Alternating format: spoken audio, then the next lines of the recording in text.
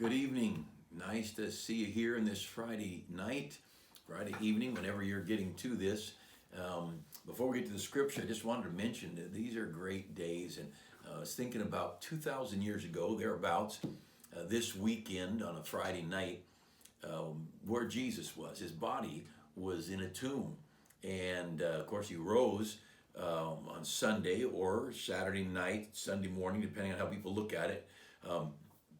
But 3 days, 3 nights in the belly of the whale, Jonah was, and 3 days and 3 nights Jesus would be in the middle of the earth, and so Saturday night, depending on when people put dates, and Friday, and then Thursday, and some people talk about him being crucified on Friday, and it's hard to get 3 days and 3 nights between Friday's crucifixion and Sunday morning. But the main thing is he died for our sins, he rose again, and he's went to heaven to prepare a place, and he's coming again for us. And if you're not sure you're saved, get that thing settled, especially before Jesus comes. But just think about those people. Where were the disciples right now?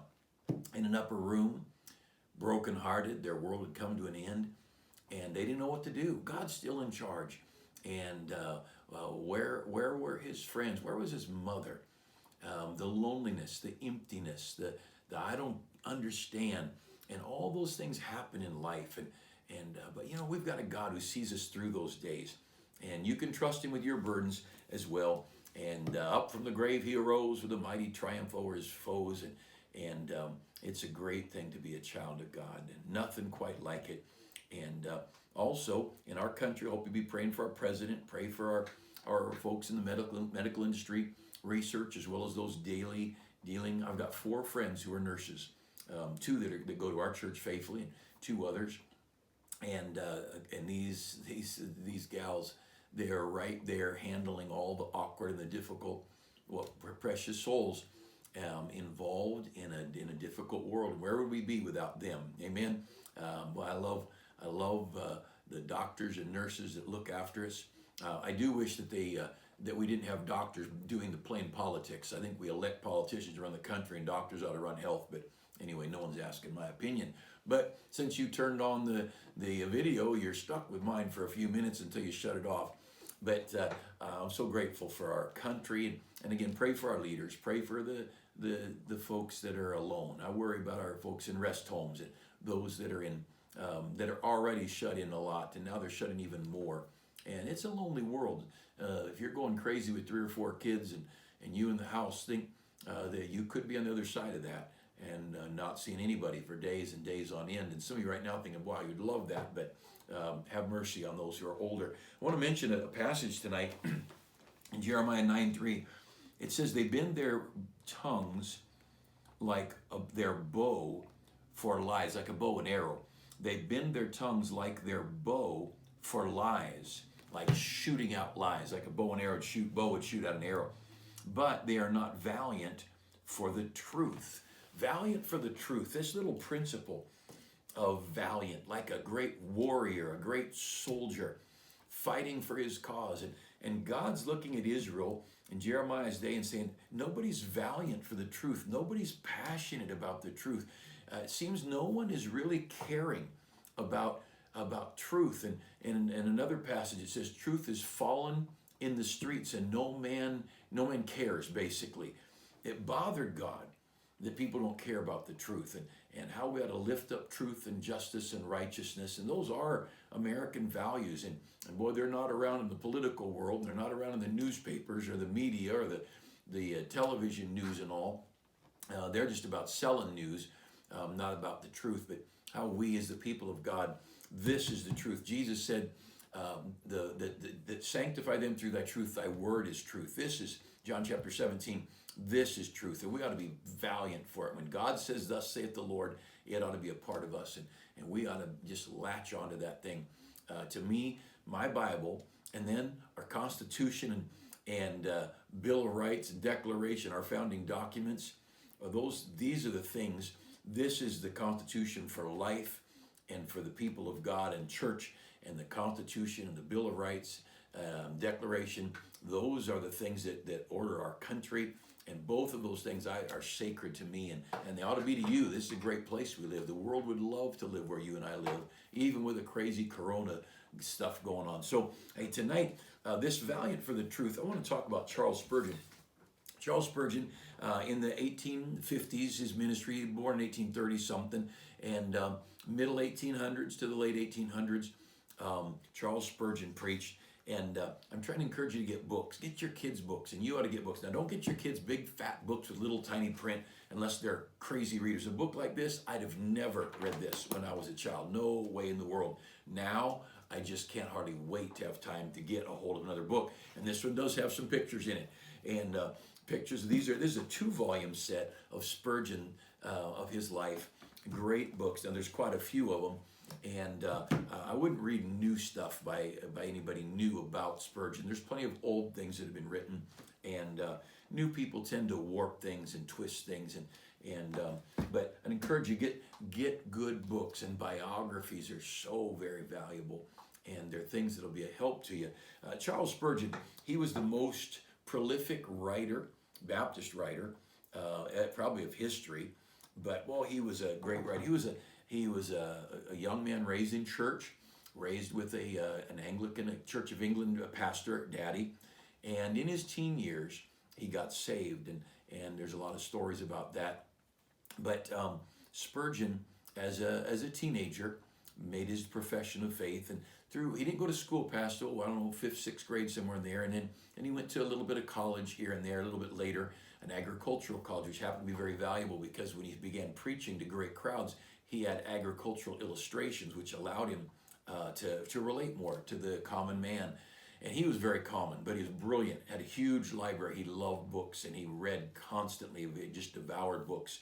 And he wrote amazing amounts of books and commentaries and sermon books. And the Treasury of David is something, if you can get a hold of it, it's on most Bible programs on computers. Treasury of David is Spurgeon's writings on the Psalms. But Spurgeon wrote so very much. I'm guessing, I don't know, I have 30 books of Spurgeon's, just guessing something like that. And great writer. And he's a Baptist. He was passionate, like this verse, valiant for the truth. Spurgeon, he was funny. He laughed and he joked a lot. In fact, he got criticized that he laughed too much in his sermons and joked too much in his sermons. And his response to his critics was, if you knew how much I thought about being funny and how many funny things I want to say, you'd be glad for the things I do say. He was just that's his personality. He was bubbly and bright.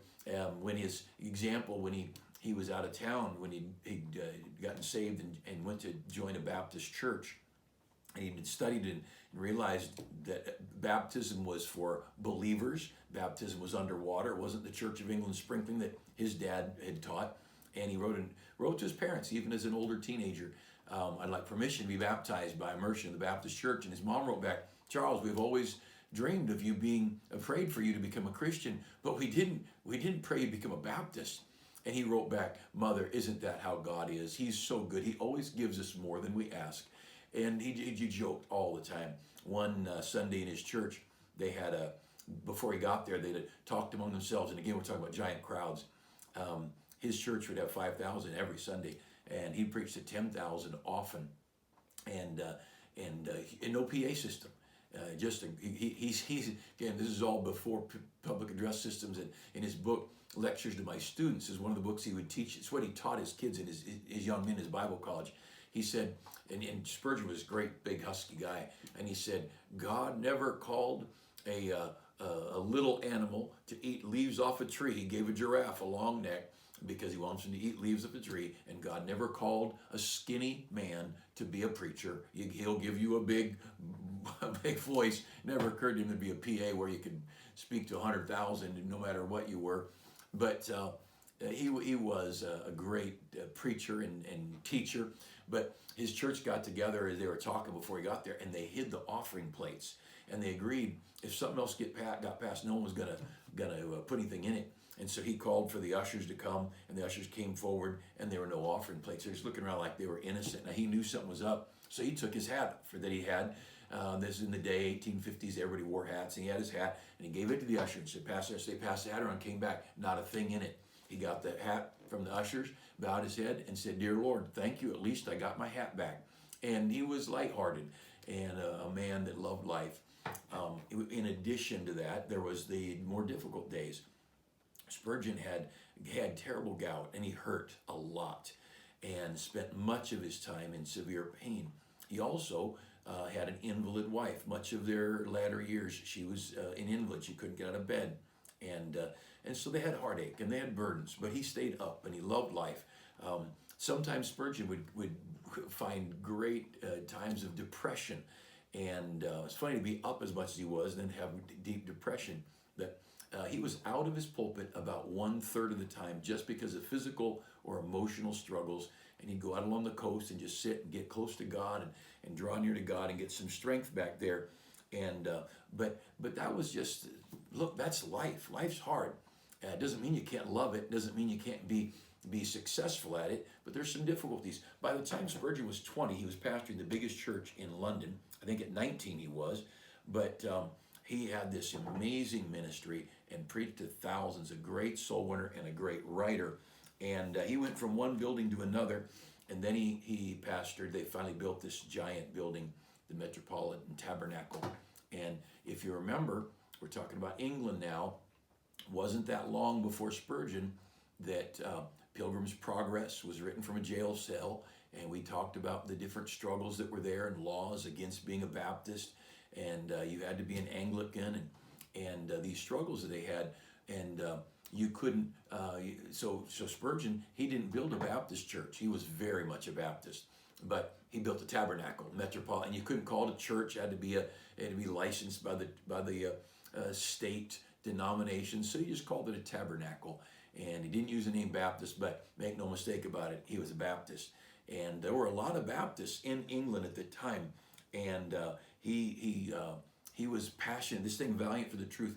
He was known as being a guy who was very strong. He wrote in his paper, wrote against infant baptism. He thought he'd ruin his ministry because England was wrapped up in the Anglican church and baptizing babies. He wrote at length about that. He began writing about the compromise in preachers' lives among the Baptists, and he had a real problem. He wrote about the Presbyterians, the Congregationalists, and their compromising life. This is 1850, 1860, 1840, that era. He wrote about them going to the theater. Could you imagine the shock of some people in the 1800s going to the theater and how worldly that was? And I wonder what they saw there compared to what we're seeing on our TVs at home. But he wrote about compromising their social lives and their lack of separation, their compromising lifestyles. And he was very strong on lifting up the standard of holiness and lifting up the standard of doctrinal purity and personal purity. They were huge to Spurgeon.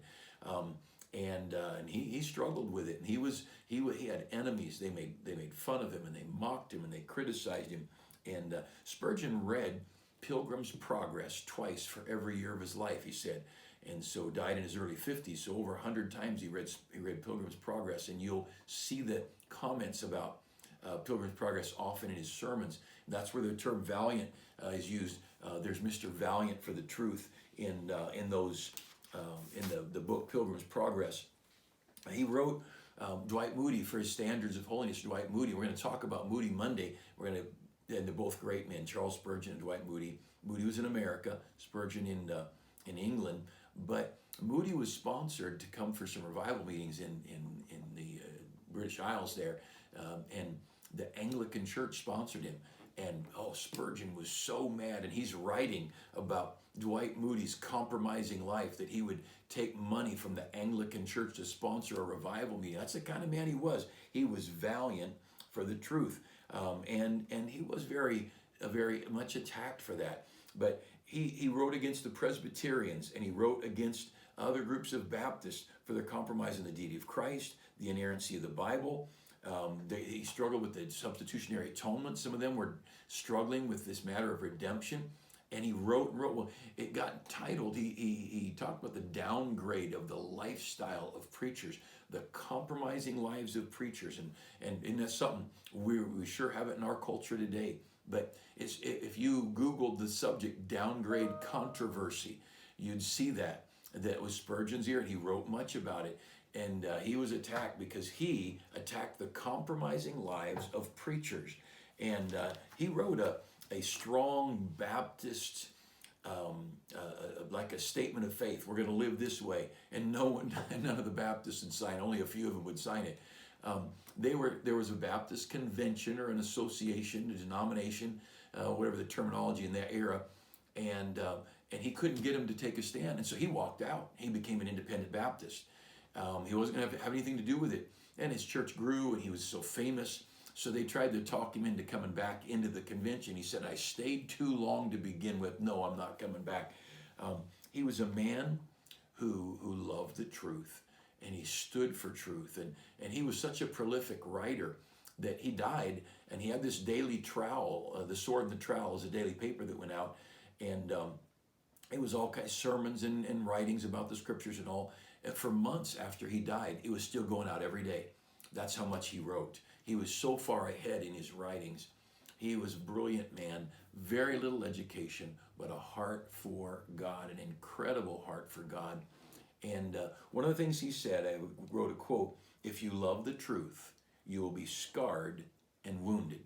If you love the truth, you'll be scarred and wounded." This world's no friend of truth. And most of the religious world is no friend of truth. And the Christian world around us, they love compromise. And the Baptist world around us, people just want to fit in. And what happens is we become so sorry. Old Brother Everett Gaylor went to our church, a retired Baptist preacher, and he said, the world's so worldly, or the world's so churchy and the church so worldly, you can't tell the difference. And boy, let's be valiant for the truth. Let's stand up for Jesus, ye soldiers of the cross. Have a great weekend. Have a great Easter. And look, we're going to be together in the parking lot or online for Easter Sunday. And make it a day that you love God and honor God because he's so very worthy. God bless you. Thanks for being together for a few minutes.